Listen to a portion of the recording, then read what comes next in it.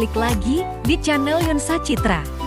Oke, di sini kita akan membahas mengenai seputar materi bimbingan konseling, di mana pembahasan ataupun materinya yaitu tentang kebutuhan, tantangan, dan masalah pada usia sekolah dasar.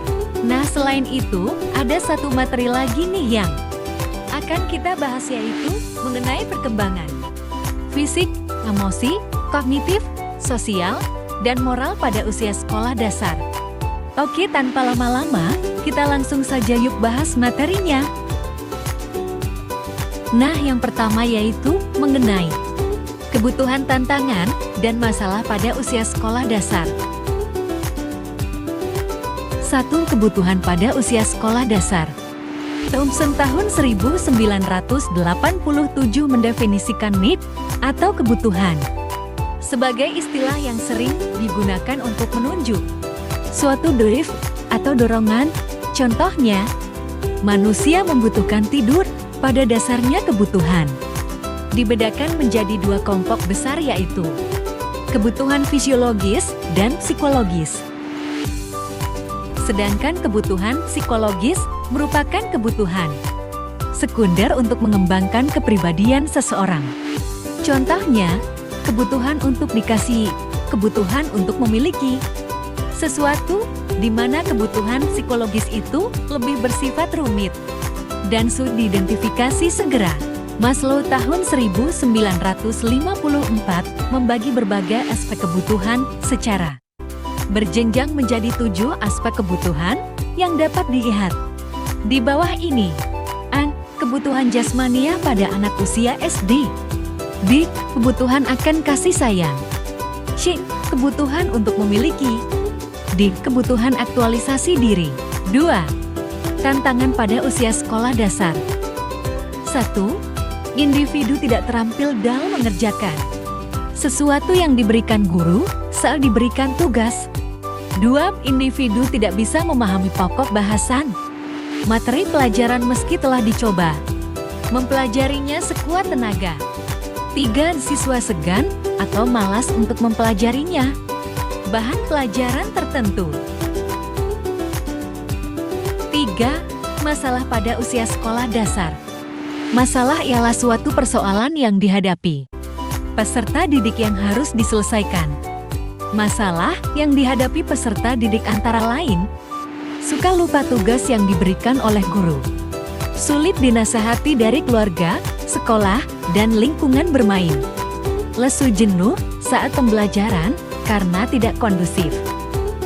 Selanjutnya, kita membahas mengenai perkembangan fisik, emosi, kognitif, sosial, dan moral pada usia sekolah dasar. 1. Perkembangan fisik.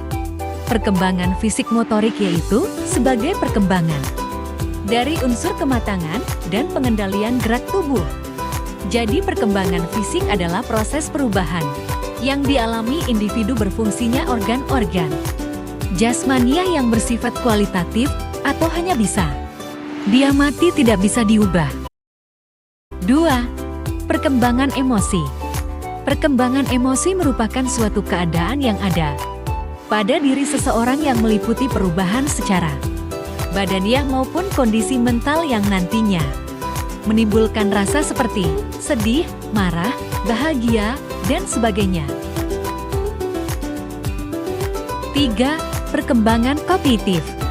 Perkembangan kognitif merupakan suatu perkembangan yang sangat komprehensif, yaitu berkaitan dengan kemampuan berpikir seperti kemampuan bernalar, mengingat, menghafal, memecahkan masalah, dan kreativitas.